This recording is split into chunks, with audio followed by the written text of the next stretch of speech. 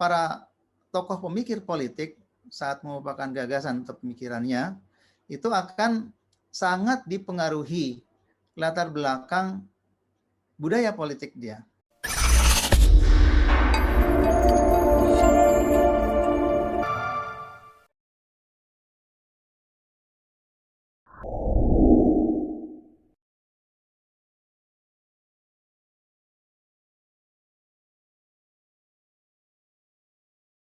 Kenapa kita bahas tentang budaya politik dan sosialisasi politik? Karena sesungguhnya untuk kita memahami sistem politik Indonesia saat ini, ya, yang sedang berjalan, yang sedang kita gunakan, yang sudah berubah dari situasi Orde Baru yang otoriter ke situasi yang kita anggap sebagai situasi yang demokratis, itu memang perlu ya, memahami konsep-konsep politik ya, dasar-dasar politik, termasuk dalam hal ini konsep tentang sosialisasi dan budaya politik. Gitu. Nah, apa yang dipelajari? Ya, misalnya para tokoh pemikir politik saat mengupakan gagasan atau pemikirannya itu akan sangat dipengaruhi latar belakang budaya politik dia. Sangat dipengaruhi oleh sosialisasi politik yang dijalani sejak yang bersangkutan atau tokoh tersebut atau pemikir politik itu sejak kecil, seperti itu. Dan hasil pemikiran jadi dipengaruhi oleh budaya politik yang berlangsung saat itu, ya, yang saat berjalan saat ini, maupun ketika dia masih kecil. Karena proses sosialisasi itu nanti kita lihat konsepnya itu berjalan sejak kecil ya, sejak anak-anak. Kemudian konsep budaya politik ini lahir dari pendekatan tingkah laku. Ini agak akademis ya.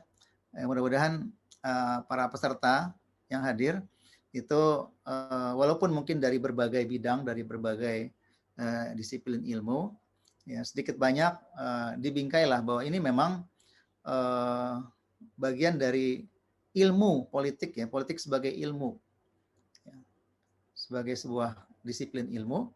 Ada pendekatan tingkah laku namanya. Sebuah pendekatan atau cara pandang melihat kehidupan politik, praktek politik dari sudut tingkah laku atau perilaku para tokoh-tokoh yang terlibat di dalamnya, seperti itu. Nah, jadi konsep budaya politik dan sosialisasi politik ini berkembang ya, mungkin sekitar tahun masuk 50-60 ya, 60-an lah ya. Ya 50-60 atau pasca Perang Dunia Kedua bahkan ya. Di mana sebelumnya itu yang ada adalah pendekatan kelembagaan dengan pendekatan. Jadi ilmu politik sendiri itu memang sebagai sebuah ilmu memang dia tidak belum lama banget gitu. Kalau sebagai praktek itu sudah sejak manusia ada, sejak sebagai konsep-konsep politiknya juga, praktek demokrasi dan sebagainya ada sejak zaman Yunani kuno. Tapi mulai menjadi sebuah disiplin ilmu yang ketat dengan syarat-syarat akademiknya itu pada tahun 1900-an seperti itu. Ya, makanya pendekatan pendekatan kelembagaan yang sebelumnya dari sebelum ada pendekatan tingkah laku ini menjadi pendekatan yang mendasari analisis ilmuwan politik tentang situasi yang ada. Nah, dengan berkembangnya pendekatan tingkah laku, maka dilihat bahwa oh ternyata tingkah laku seseorang itu dipengaruhi oleh diantaranya budaya yang melekat, yang berkembang, yang ditanamkan pada dirinya, ya, yang disosialisasikan pada orang tersebut. Nah, jadi ini pengertian dari bahwa pendekatan tingkah laku itu yang menjadi titik tolak berkembangnya analisis atau konsep mengenai sosialisasi politik dan budaya politik. Gitu. Jadi intinya apa? Bahwa penting memahami budaya politik dan sosialisasi politik untuk kita melihat kenapa satu sistem berkembang mengarah seperti yang kita lihat.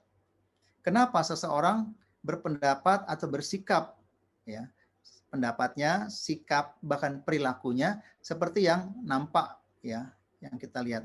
Nah, dengan lihat fenomena itu kita kemudian mampu untuk melakukan analisis ya, seperti itu.